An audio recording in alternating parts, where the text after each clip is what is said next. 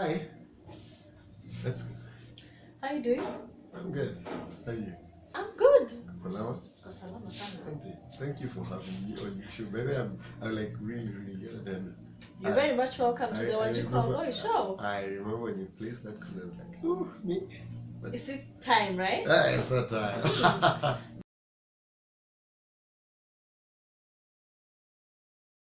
Dayo Adonyoban, Nini Wanjiko Boy, back again at your screen. Welcome and welcome back to my YouTube channel. This is a channel where we talk about all things African cultures, parenting and kawaida hood affairs, raw edition. Alaska. Yes. Okay. So today I'm here with a very good friend of mine. Introduce yourself. I go by the name Tabu Jeffrey. Yeah. I do a lot of things. Yes. Personally, I call him Tabu. I knew this guy some years ago. Nikimjua Mr. Wadanganya, sikuwa naona mahali tunaenda na yeye. Sikuwa naona. Wait, that is cold. But we're here. No, Yeah, we are. what matters is How many we're years down the line? 4? 3, 4? It's been 3, I guess 3. 3. Yeah, it's been a journey. It has not been easy. We have been. Hey, wait, what's that do? But they come because na mabeshte zako. Check it, I like one thing I don't know kama nilishakwambia. I really appreciate you for bearing with me because hey manze like look at all the friends you tulijoin and at the same time. Hivi tumebaki tu hivi. Sina mengi ya kusema about that video for another day, so stay tuned so that you can see. This is a friend of mine from there. What's your YouTube channel? Hey, the chef and the drunk. Go to the channel, subscribe. Na watu wako pia mnaweza kuja subscribe so that you can learn more about your African cultures here and about parenting and kawaida hood shenanigans, you know. So today msimone hivi ni mzazi. Apparently. Ni mzazi wangu. Me too, I'm a parent. So Tabu, you're a parent, right? Ama nimekuwekelea? Hujaniekelea. I'm a parent. Uliharibika kitabu kama nilivyoharibika kitabu. Hapana. What do you mean you're juicy? Your child is old enough telling us that you're spoiled. Uliharibika. Anyway, yeah. So it happened. Yeah. Tabu, tell us, how has parenting been? How has the journey been? Is it what you expected it to be? Wait. Alright, it's genuinely not what I expected it to be. However, I'm not gonna say it's been a bad journey. Yeah. It's been a ride. It's been a ride. It's been an interesting ride. It's not what I signed up for. But I'm on this journey, and give me the option of signing out, I'm not. You would not. Aye. So despite the ups and downs of it, it's a journey that you absolutely enjoy. Absolutely enjoy is more variable depending on how we put it. But just say enjoy. Absolutely enjoy it. Yeah. It's something that you don't regret. Maybe you wish you had it in a different setup, but it's something that you definitely don't regret it. You see, the same way you plan for certain things, I feel like this would have been one of those things that you planned for. However, if I planned for it, it would have never actually have happened. Yeah. And I really appreciate the fact that it was such a random work of nature. It was like the universe conspiring for it to happen, for it to come into existence. So you mean you were not ready for this for your baby? Unajua kuna watu wenye wanakwanga wamekaa chini and their partners and they're like, I think now we are ready for a baby. The fact that you've said it was just an act of nature, it means that you were not ready for it. Ni ile yenye ulijipata, oops, I'm a daddy. Alright,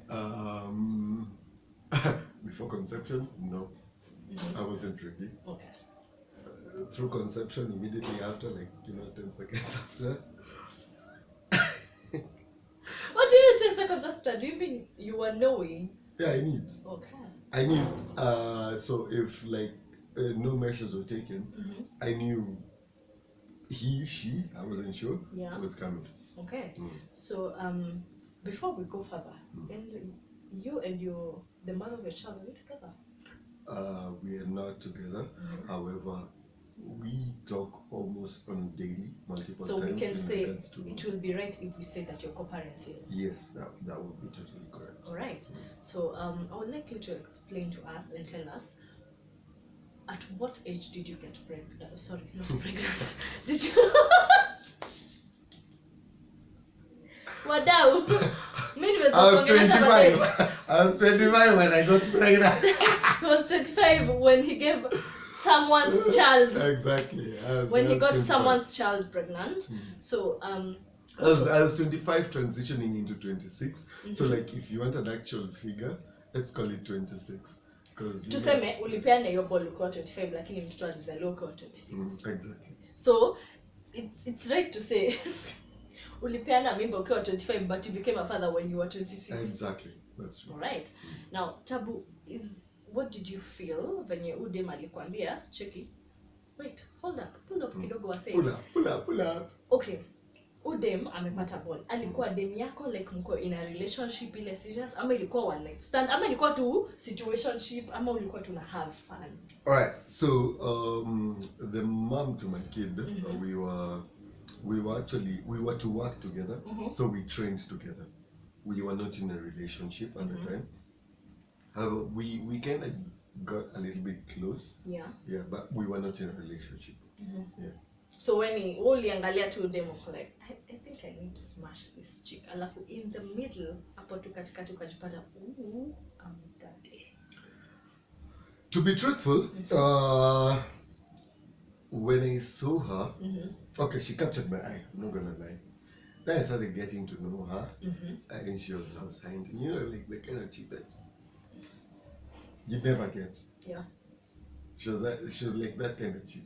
So I actually, some part of me knew that I wouldn't have minded just having something serious with her and knowing her better. Okay. It knew, but one thing that I knew for a fact, which maybe when she didn't know today, even when when we were getting to know each other. Mama, hawi usikizi hapa. Tafadhali ili kitu ujui. Sawa. One thing I knew like 100 was this girl was going to change my life. Not necessarily being my life. Yeah. Maybe for the negative. I wasn't sure. You just knew she would do something that is going to change your life. It would have been negative. Yeah. Negative was I was thinking she would have given me some virus or something positive. She would have changed my life, a kid or something. But I knew she would touch my life. You know that signature. Yeah. She would imprint something in me. I knew that for a fact. So I wasn't sure how it was gonna go. But so I was also cautious even before. Okay. Yeah, exactly. So after she has told you, did she tell you immediately after she got pregnant? Ama she took some time? Alright, so what happened was after that night I knew. I knew. Kwa hivyo nataka kuambia majamaa mnakuanga mkijua. Juu pia mimi baby daddy wangu bado aliniambianga tu vizuri. Wada wacheni niwaambie. My baby daddy told me very well. It's gonna be a boy. Born at this time looking like me. Yani, unajua mtoto yani alijua. So meaning even no, pia ulikuwa unajua because mimi sikujua. But what I knew for a fact was that Mama, you're pregnant. So see, it wasn't a one night stand. We knew each other. Yeah. So we knew each other to the point that I felt like even after that night I had to take her home. Si kumweka kwa cab aende. So we got in the cab together tukienda home. But Tabu, the way I know you, you're that kind of guy. Like I don't think she was different. Yeah, you're different.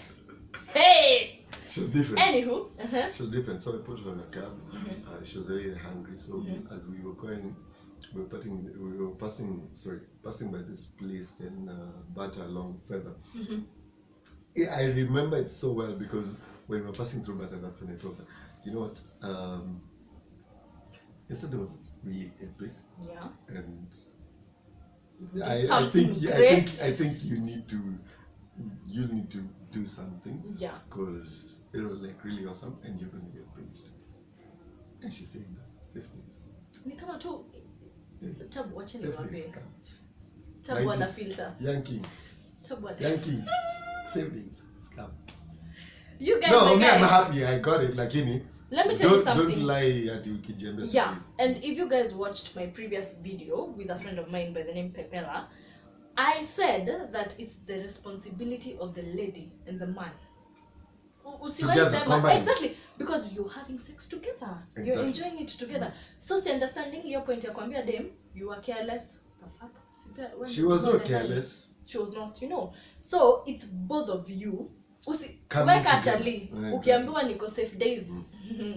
Hako safe days. Pia weka dem, ukienda na mtu amuage ndani yako, fikiria. Are we together?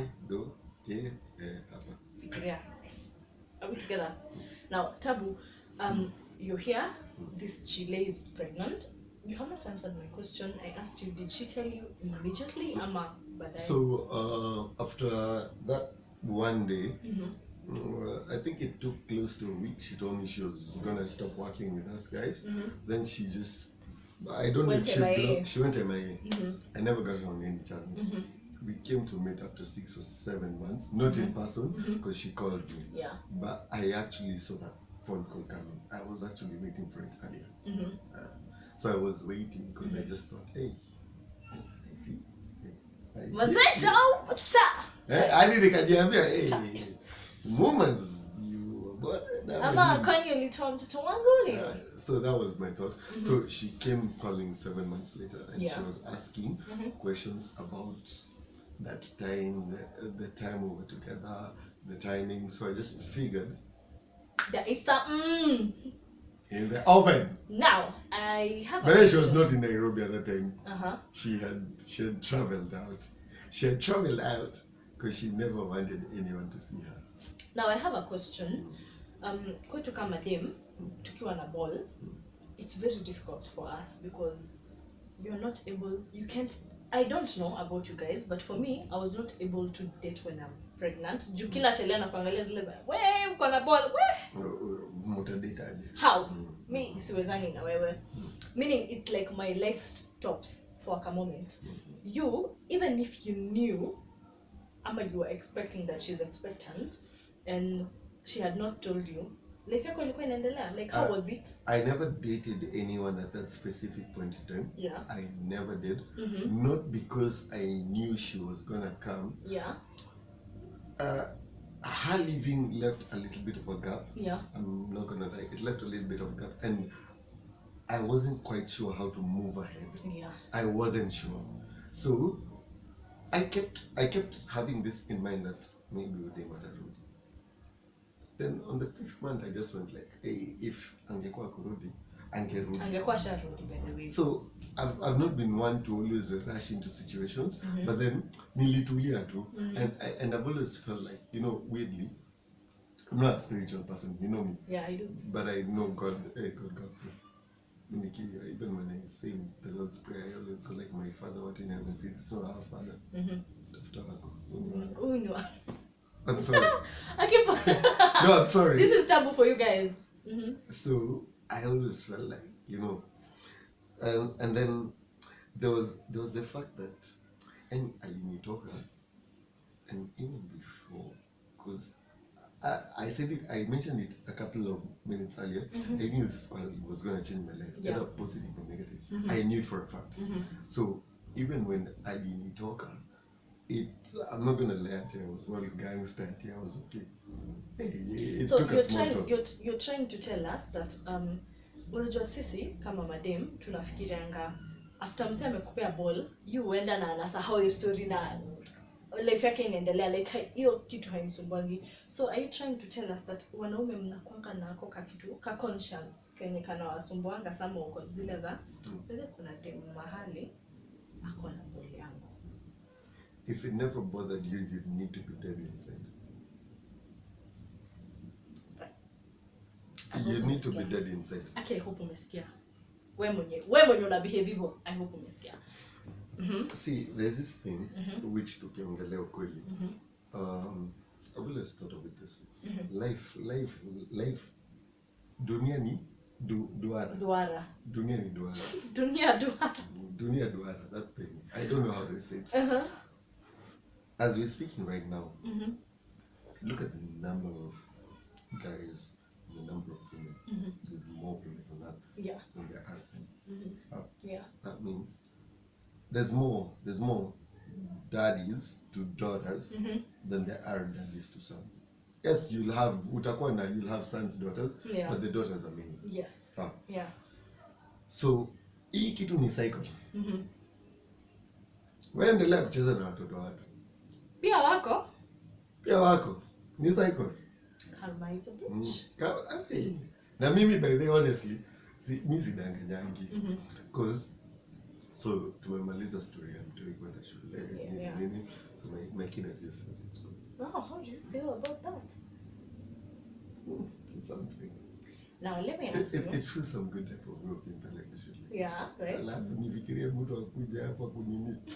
Mimi mtoto wako. I told you for a fact, I'm going to be successful.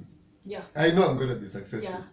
And I need enough money because like you look at me I'm skinny.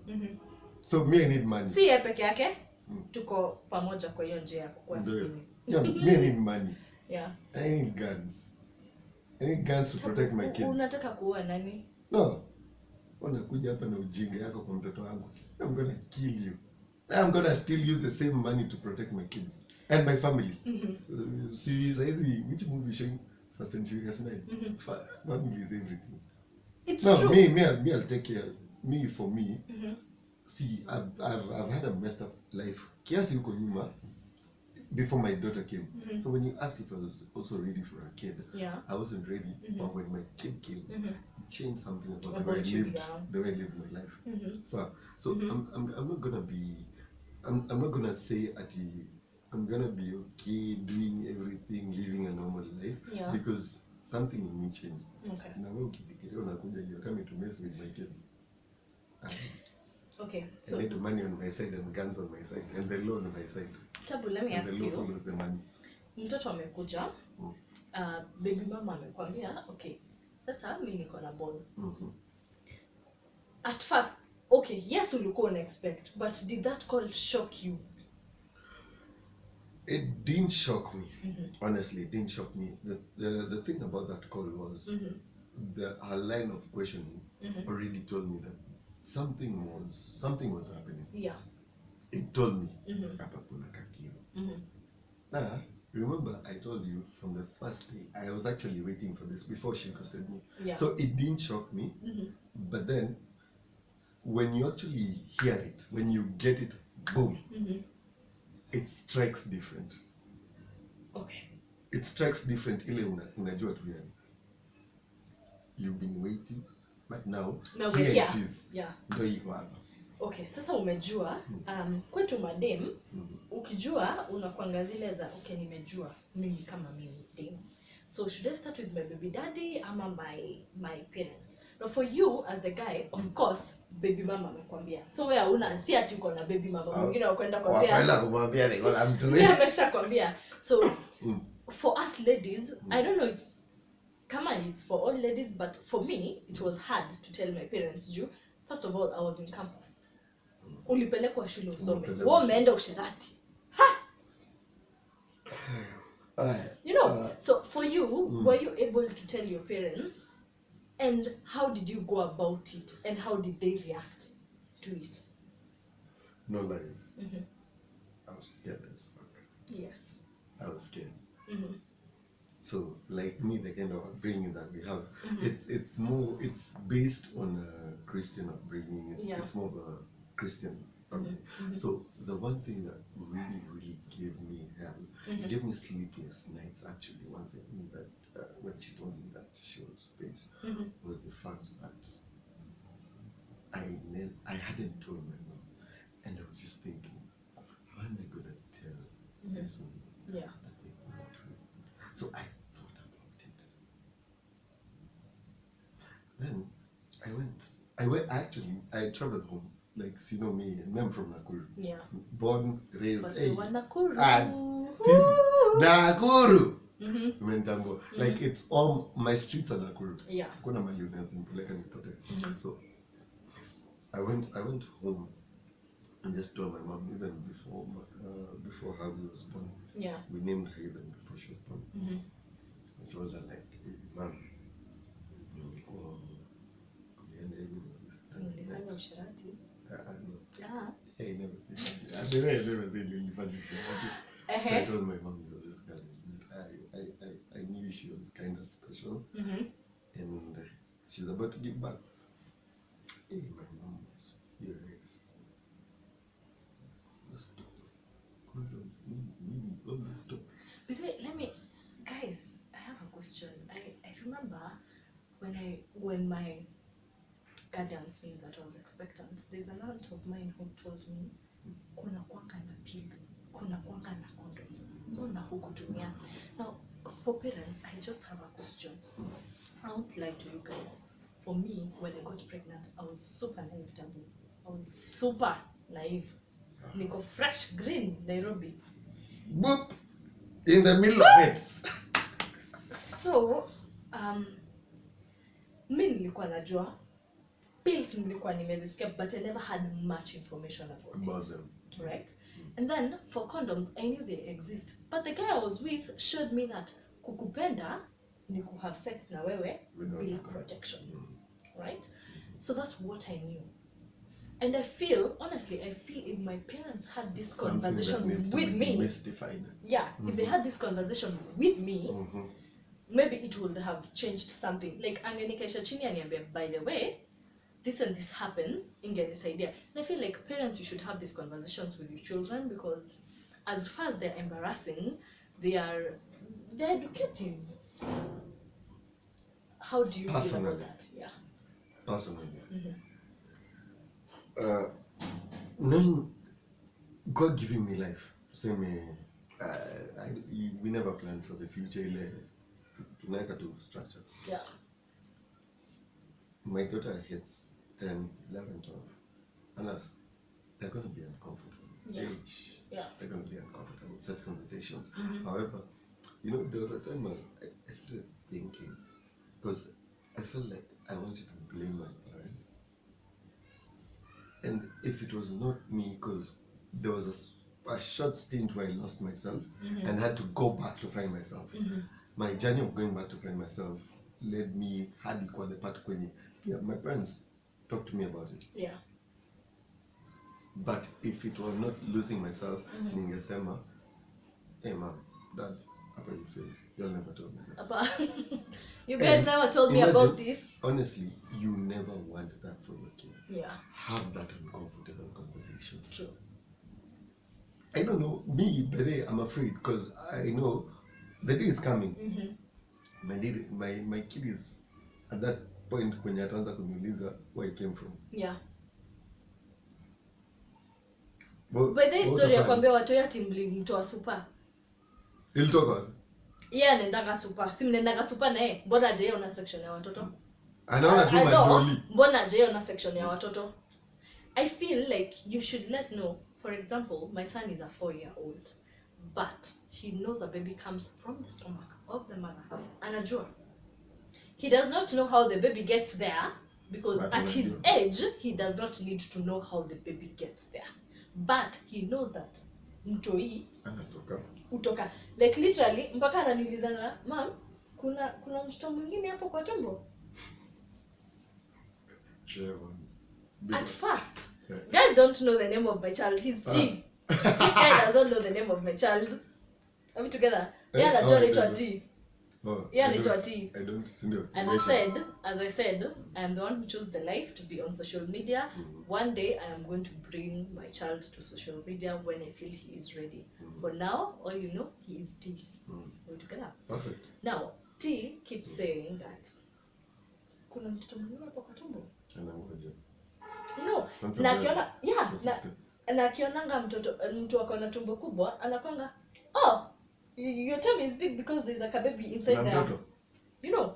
And I think that's nice, because at least anajua tu hapa there's another one. Yeah. For now, there's no need for him to know how it got there. Yes. Lakini anajua there's another kid. Exactly.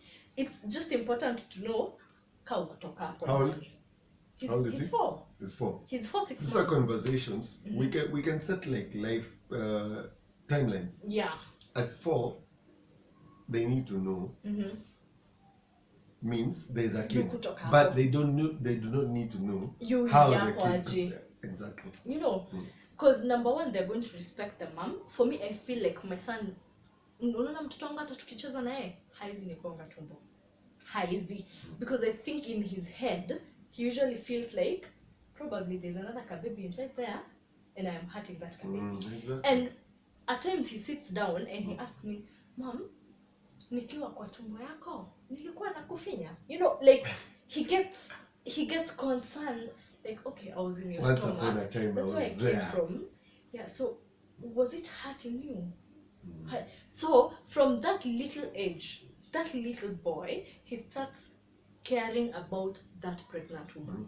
Trust me, when he grows up, hata treat mwanamke vibaya. Atajua ile heshima ya mwanamke. Exactly. Juu alijua kutoka kitambo ile, mtoto anakuanga hapa na ukifinya hapa mtoto anaweza fanya this and this. Exactly. Learned that from a young age.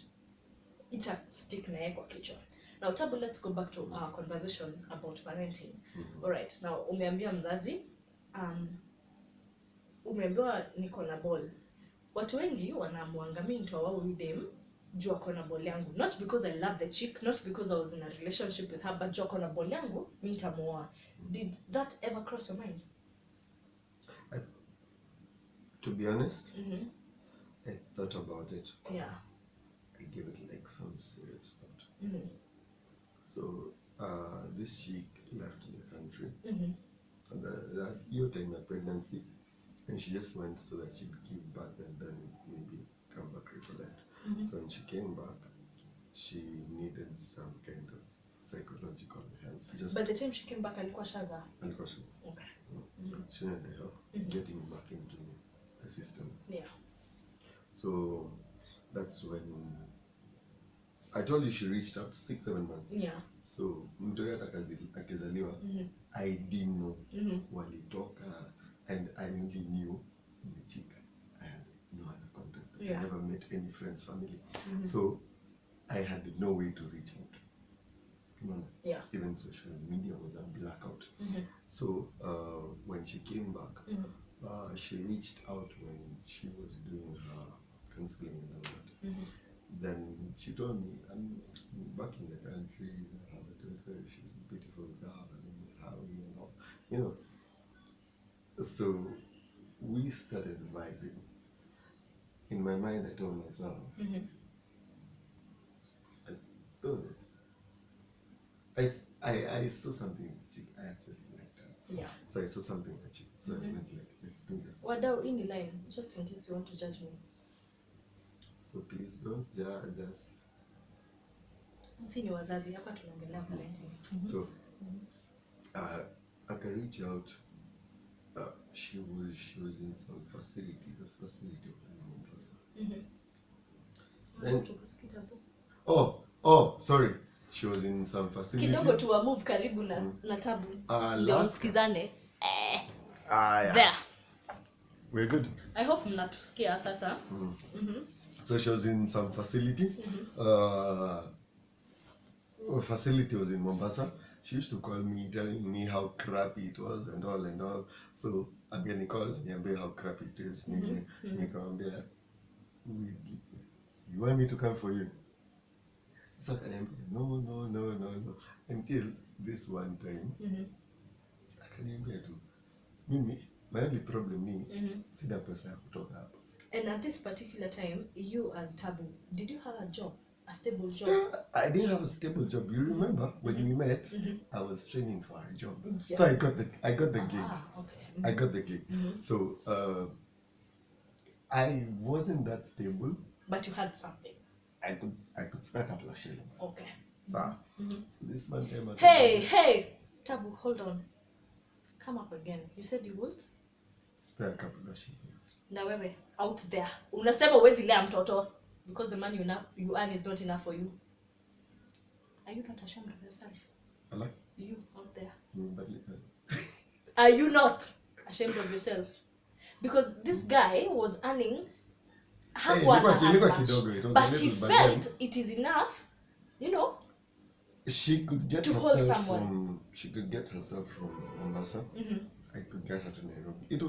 It wasn't much, but ningemfikisha na nimfikishe home na niseme I can take care of you from the month end to end. Yeah. You can multitask. Anyway. It was kidogo, but we could do it. You were willing. So, guys, this is what I usually tell you. Haikwangi, the problem is not the amount of money you have, it's the willingness in the person. Because literally, umse anaweza kuwa hana enough money. Kuna enough money. Kuna mtu anakanga chini anasema I have enough. Is there ever enough money? You can never have enough. But if the willingness is there. Mimi sijaipata pesa ya kutosha. Bado simsubscribe hapo chini alafu tuone kama atapata pesa ya kutosha. Let's do a test. Subscribe, like, share, comment. Let's have this video go viral. Me, by I would love to see Jackie akipata pesa because mimi najua it's gonna come back to y'all. Yeah, it's true. Siri. Yeah. Na si ati kiusherea ati pombe ama nini. It will find its way back. Yes. It's going to find its way back to you guys. And you can never have enough money. So if a man tells you, like my baby daddy told me, Ati, the money I get is not enough for me to take care of another human being. He is not willing. She doesn't see the amount of money ako nayo. Ni hako tu willing. It's just that simple. Can I just tell a small story? Yeah. Just for the guys out here. So I once had a job. The job I had was paying me 45k. That was take home. So it was paying 45k. I never used to send money back home because I thought they're okay. You mean back home like kwa baby mama? No, ama home kwa mama Jeff okay. And all.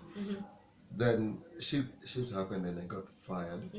So the next job that I got, the next job was paying 23,000 shillings. That's take home. I'm not talking about gross. Yeah. I was able to send home cash for my mom, dress myself, eat better, live a better life without story mob than I could have with a 45k job. I'm just trying to say, sometimes we mix up our priorities. Yeah. Get your priorities right. Imagine genuinely at a 16k because my first salary was 16k and then it was call centers. Me, I've basically worked in call centers. Yeah. So walikuwa natukata kwanza 2k ya headsets every 4 months. Each and every walisema ni 8k. Ilikuwa 16k. They call them plantronics. I actually have my set of headsets from that first job. Ni watu mnachezanga watu. Mnawakatiza employers better. Anyway, so walitukata 16k. 2k every month. Yeah. 2k every month. It takes like 8 months. That's a lot of money. Like guy, utai grow. Salary ni 16k. Hawajakata NHIF, hawajakata NSSF. Hawajakata pay as you earn. Remember, this is pre-corona. Corona. Corona. I mean corona. It's like that long ago. Yeah. So things were normal.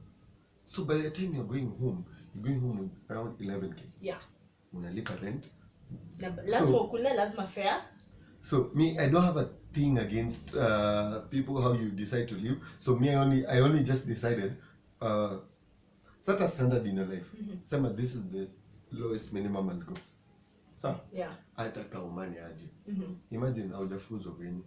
Imagine. You can always hata kama umefukuzwa kwenyu unarudi na unawaambia hapana, huko ni kubaya. Until I get something better. Niko hapa I'm going to be here. And parents pia wacha kufukuza mtoto. Unafukuza mtoto. Unamfukuza aende wapi? Kwanza let's be clear on this conversation. Release the boy child into the world slowly. The girl child, never release the girl child into the world if she does not have something yanasema this is mine. Yeah. Don't. Because msichana ataenda huko nje and that girl is going to be desperate to live a life maybe which is not hers. Exactly. How is she going to finance it? Boy child. Anyway, Tabu, let's go back to the parenting. Let's come topic. back. To draft away. To drift, but we'll keep doing this. Now, Tabu, umefika hapa mali. Baby mama amekuja, amekwambia, umeambia wazazi na umedecide, okay, I can kind of settle down with this woman. All right?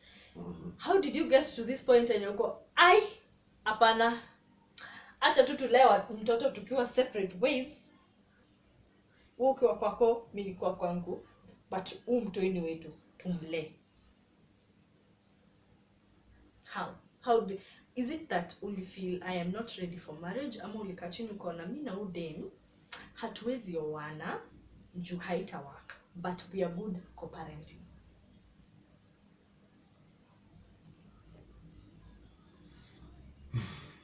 I don't like using the term baby mama. I don't. I like a better. I know. Yeah. I feel the mom to my kid. She's a beautiful, incredible, amazing woman. You can never talk bad about her. Yeah. So. Yeah. There are no buts to this story. We couldn't synchronize on a couple of things. Yeah. And we just figured it was perfect for us to live like this, and it is perfect for us. It works. Now we don't want to tamper with it and change it. Now, Tabu, I was telling people on one of my videos where I was explaining why people end up being single parents, and I was telling them that there's one which is choice, and you're unakaa chini unaona hii relationship mazee haiendi, haina haja ni force, unaona, because ukiforce itakuwa toxic for you, partner wako na mtoto, unaona. But you can work out Tabu's way where walikaa chini wakaona it's not working for them, but they need to be parents to their child but live their own lives. Because tuongeeni ukweli, unaona mtu yake kishatoka, kama mmeamua kukaa pamoja, mtu yake kitoka, like mkiondoa huyu mtoto, you are individuals. Who are you as individuals? Unaelewa? Who are you as individuals? So you need to sit down and ask yourself, okay, mimi kama Tabu nikiwa kama individual haturime na mama ya mtoto wangu, like hatuwezi kaa pamoja kwa nyumba, but tunaweza raise huyu mtoto pamoja. Am I right? So has it been easy co-parenting? It's not been easy. What has made it happen? It's not been easy. Sometimes moving on is not the easiest option in life. Yeah. It's not the easiest option. That is a fact. Yeah. We both need to move on. However, we are bound by the fact that there's a kid. Yeah. The fact that we have a kid together is the one thing that has always made us come together. Kusema, it is not for us. It is not you. Jackie, it's not you. Jeff, Tabu, it is not you. Nihawi. So, yeah. The minute you can separate that it is not you, it is not me, you. It becomes a walk in the park. Yes. And so when both of you are want the right? best for her, it becomes a walk in the park. It's not you. See where see at you never do this, you never do this. You have an appointment. Javi has got a dental appointment. She wants you to go with her. I never miss work. You know my work schedule. It's crazy, guys. My work, I never miss work. But my dates with my daughter. Oh, no. Okay, to my employer. Hey. And I need to kulea Hawi. We're just saying you all have that made priorities in your life. You've made my daughter accustomed to a certain lifestyle which I cannot do without y'all. So, tafadhali, as my main sponsors, please stay alive. So, we're just saying I just priorities. I got priorities, and the things I never bring in front. Yeah. I never until I need to do this, and yet I have this plan with her. I can't. Okay. Now, Tabu, there's some people. Personally, I have never tried co-parenting. I don't know how it works, but I wish it was there. Not because nataka kusaidiwa kulea mtoto, but because nataka mtoto wangu. But you got this. No. Oh, but unataka mtoto wako? Nataka mtoto wangu akuwe na baba yake na mama yake. Si ati kumprovidea. You want a father figure and a mother figure. Not financially, but physically and emotionally. Honestly, bringing up a child by yourself, Tabu, it is not easy. It is very hard. And for example, my son, he is a boy. Kuna vitu za maboy, mi sijui. Mi najua vitu za madem. Are we together? Now for you, for example, your daughter, kuna vitu zenye, your daughter will never know how to be treated right if the dad never treats her right. Thank you. Akienda kuwe treated right out there, na mwanamume mwingine arudi ambebe ujinga, ata stick to that man, this is the man who ever treated me right in life. But if you were there, atakuwa kijua ni unanibaya chocolate. My dad used to buy me chocolate, so si atu nafanya anything very special to me. Are we together? So does it feel bad when unajua mimi na udem hatuwezi, but tuko na mtu hii, but akona maisha yake na amue I am going to date someone else. Unajua kuna wanaume wanasemanga mimi ukienda kudate mtu mwingine, me I'm not taking care of that child. So how do you feel about that? Truthfully, honestly, 100.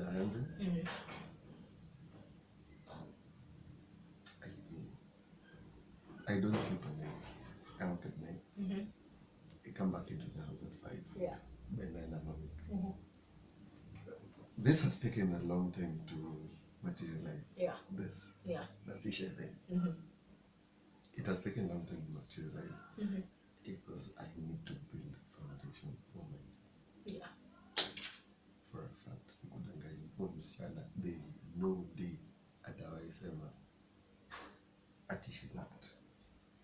And from daddy's point of love, this girl she started school. She's doing an okay school. Yeah. I'm not in there. But my goal is at 18, I'd like to get her, I don't know what cars they have, but I'd love to get her a Beamer. I'd love to get her a vehicle. I'd love her to have a comfortable life. Ndio asiwahi enda huko nje akatiwa na chalia mnunulie vitu ambazo zile hizi vitu ndogo ndogo. No, chocolates for your daughter. Chocolates for your daughter are really good. Yeah. Like this is a low man. Do not forget. No. I'm not saying like they are daily. Yeah. But like in a week I can send my baby mama watch a story upkeep and nini. I want to get akitolewa shule, she can get chocolate, she can get Kinder Joy. She loves Kinder Joy. She can get that stuff. And I feel, how could I ever feel like, as like if your daughter should never feel like she needs attention from a man. Yes. I got to see my daughter. The last time I saw my daughter was on Thursday. Thursday is like a few days ago. Yeah. 1 day ago. Yeah. Today is Saturday. Yeah. How she should never feel like she needs to compete for attention. Remember? Yeah. And I'm not just talking about daughters. I don't have a son. But then, Pia Mimi, for some reason, there's a way I looked up to my dad, the way he raised us up. My dad was a little bit gangster. So, my everything is my mom. But my dad was gangster, and his few gangster moments that came out, it's probably Jesus, I'm 30. I'm just saying. I'm 30. I'm turning 31. Last year was my 30th. Oh, fuck. Yeah. Same. Yo. Yes. Hey, wait. I'm just scared. Yes. But I've got memories of my dad coming to school. Once upon a time, my mom came to us for permission for me to go home. Headmaster kakata. My dad had just come into the country. My dad came for me. Held my headmaster against the wall. I kid you not, as God is my witness. If his mother ever comes for him and you do not give her permission to go with him, I will be the face you see. Mimi na wewe? Itakuwa mimi na wewe. That shit has stuck with me. I was a kid. I was in class 7. Lakini it's here. Hey, I'm going to do the same for my kid. But with more money and guns. Wewe mtaniambia nini? It's mess na hawi by the way. It's going down bad. Niko bad. Lakini bottom line. Yani guys, mwaga mbegu left right center. Take care of your kid. Ukitaka kumwaga mbegu mwaga kwa cheki. Mwaga kwa inaitwaje? Towel, serviette, tissue, nyonga. Don't leave it inside a woman. Don't leave it ikwe mtoni. If you're not ready. No, you can never be ready, but if you know deep down wewe utaki to take care of that child. Mkono yako serviette inaweza fanya kazi. Inaweza fanya kazi. Now, we are not advocating. I'm not advocating for kunyonga. But don't get me wrong. Please, don't get me wrong. I'm just advocating for responsible parenthood. Yes. Usiache mtoto wako out into the wild. That is how society is growing horns. Yani, you look at the world out there, it seems mad. It's people without a moral compass. A moral compass is not something that you get. It is something that is instilled in you as you're growing up. So, it is instilled in you as you're going, you're 3, you know that, hey, ni dem, mimi ni boy. So, mimi boy, mimi ni stronger. Ni sister yangu. Nani, that big bad bully, akibully sister yangu, I need to push back. And say stop I need right to there. Protect the less fortunate, the weaker vessel. And I don't want to talk. I don't want to talk about it as the weaker vessel. I want to talk about it as uni wetu. I need to protect uni wetu. That is what I'm trying to drive home. Guys, thank you very much. We are going to see you on part 2 of me and Tabu having a conversation. See you.